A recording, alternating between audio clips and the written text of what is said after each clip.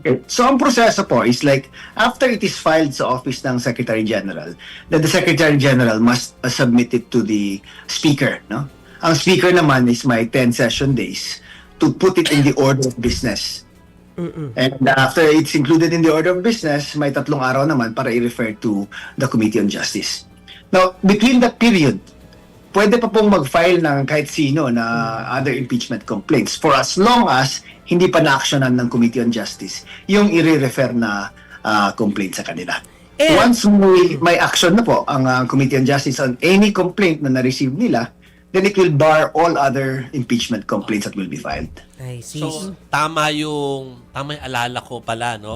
Congressman Keith, Congressman Flores, yung nagko-cover ako dyan. So, pagka ito'y nandun na sa komite ninyo, yun na yung time na hindi na talaga pwede mag-file ng kahit ano, next year na ulit.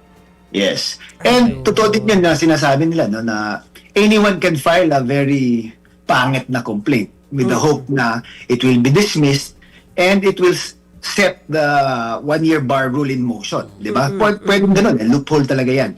No? Na pwedeng abusuhin ng kung sino man.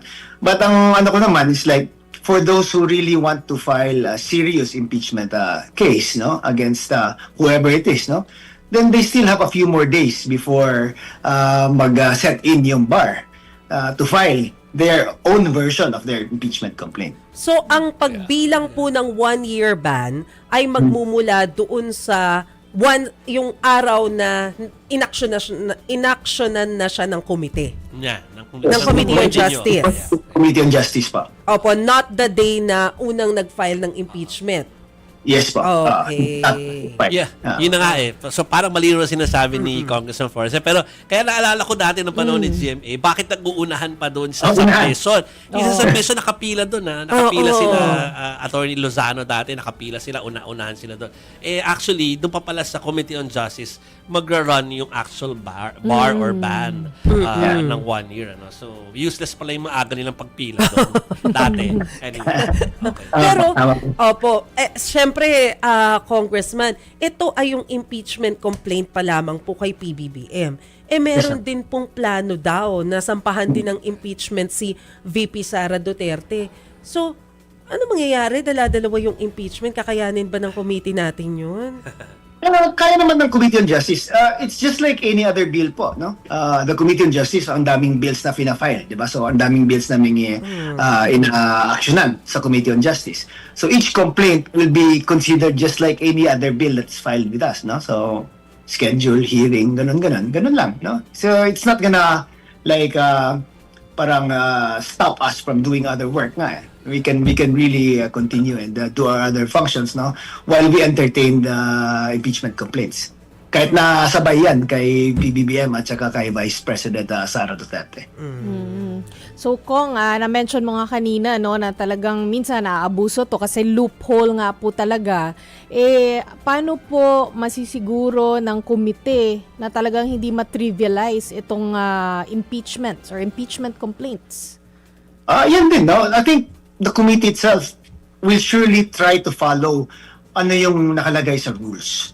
Di ba? Kasi otherwise, kung i-railroad yan or ano man ang gagawin, magagalit na naman yung taong bayan. In fact, Congress right now does not have the best parang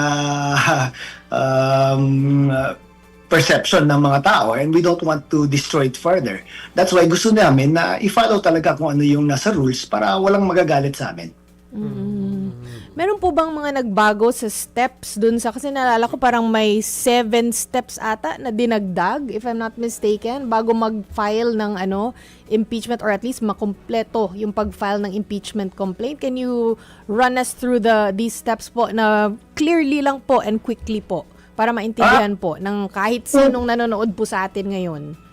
Itong steps na to na sinabi ng Supreme Court in the case of Vice President Sara Duterte refers only to the third mode. Ang third mode yan yung ini-endorse yung impeachment complaint by more than 1/3 of the members of the House.